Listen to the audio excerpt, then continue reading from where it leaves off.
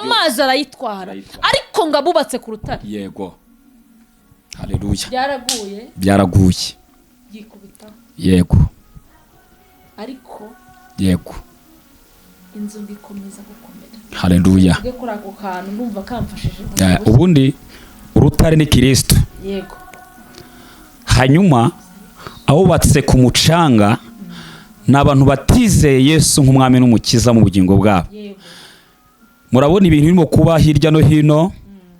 Murabona ibintu birimo kuba iyo mu bihugu bikomeye.